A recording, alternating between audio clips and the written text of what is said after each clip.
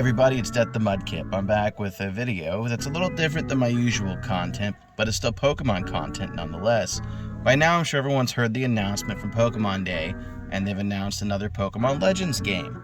This one being Pokemon ZA, or as some people say, it's Pokemon Zeta, which would fall in line with the games that came after the X and Y games, Pokemon Omega Ruby and Alpha Sapphire. I don't think anybody was expecting for a Kalos-based game, considering the hype was either going to be Johto remakes or a possible Gen 5 reboot. There were fake leaks floating around of people saying that they had screenshots of what looked to be like a chibi remake of Black and White, kind of like we got with Shining Pearl and Brilliant Diamond, which I was not a huge fan. I bought them and I played them, but I was not a huge fan. But that may just be because Sinnoh is my least favorite region.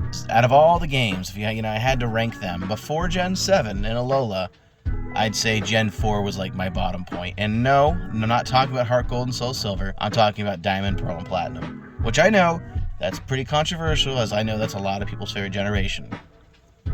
But now Heart Gold, Soul Silver though, chef's kiss, 10 out of 10s. Kind of was hoping we were going to get remakes of those. Am I necessarily disappointed that they announced Pokemon Z to A? No, but I am skeptical. I was also one of the very few people, probably like the 17 people in the world, who didn't like Pokemon Arceus. I know, I'm a monster. I thought the overall design was nice. I liked the open world concept, but as a whole, I just didn't like it. I don't know, I guess I'm very Gen 1er in that way. When games deviate too far from the normal recipe, it just doesn't do it for me. This is probably why Generation 7 became my new least favorite. But I still played them when they came out. And it might not even be that Sun and Moon were bad. It really might come down to the fact that Ultra Sun and Ultra Moon didn't really have any hype behind it. They did a really piss poor job on the press release, and it was kind of an afterthought, it felt like. I get they were rounding out and moving on to the Switch with the Let's Go games. Enough babbling about what could have been and what should have been. What we're getting right now is a new game in a Legends format, which a lot of people are happy about. I'm willing to give it a shot, although I am a bit skeptical on the fact that it's entirely only set in Lumos City. Now, some of these theories out there that I've seen are that this might be set in the future, hence why everything was kind of like, almost like a metaverse, if you will. This is the redesign, so granted Legends Arceus was in the past, considering they're redesigning Lumos City, this could technically be set in the future. We could draw out straws here and go down the rabbit hole and insinuate that Scarlet version essentially opened up the fact that we were getting something future-based after getting all those Paradox Pokemon in Area Zero. But today I'm mainly here to talk about my only real prediction for this game, and that would be the starters. Now, we saw in Pokemon Arceus Legends, we didn't have your standard set of starters. We had Rowlet from Gen 7, Cyndaquil from Generation 2, and Oshawott from Generation 5, which was an interesting concept. Are they going to replicate this recipe? They could technically do another Gen 2, another Gen 5, and another Gen 7 Pokemon. But what happens after the third Legends game, and if we get a fourth Legends game down the road? You kind of run out of that concept when that comes. Sure, a lot of people already done their predictions. I've already seen a few through TikTok and stuff, but I'm going to do mine. Now, I feel like they're going to do obviously new forms for these starters.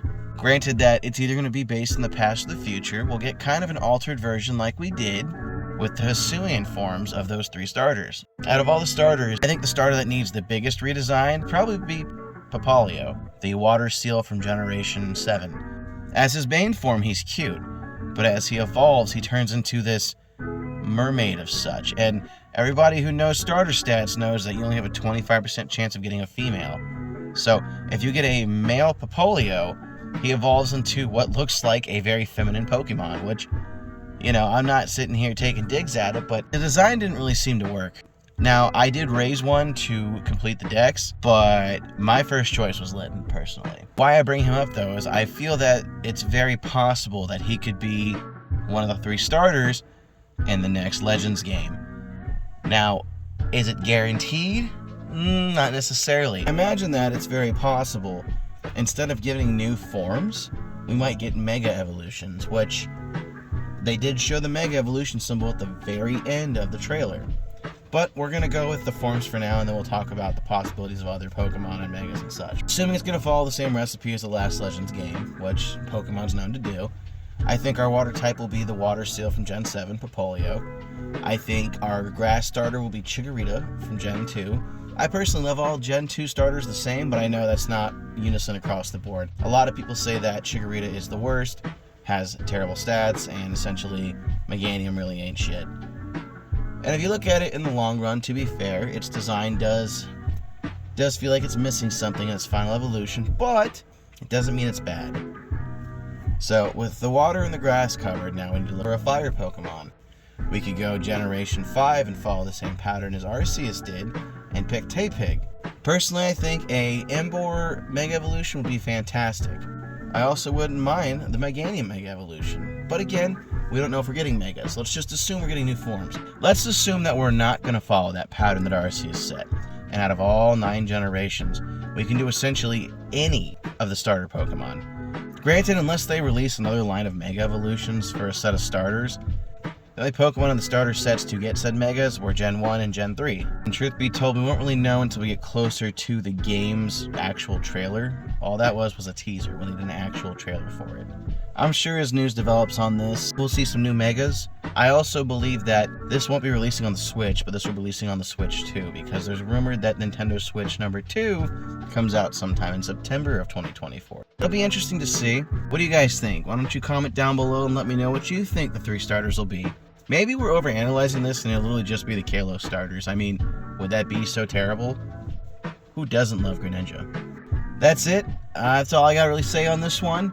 Sorry I haven't released any actual Pokemon playthroughs lately. I am playing a game right now called Pokemon Neon Blue. It's just every other thing I work on. I have other channels. I work for other channels as well. Those kind of eat up the meat of my day.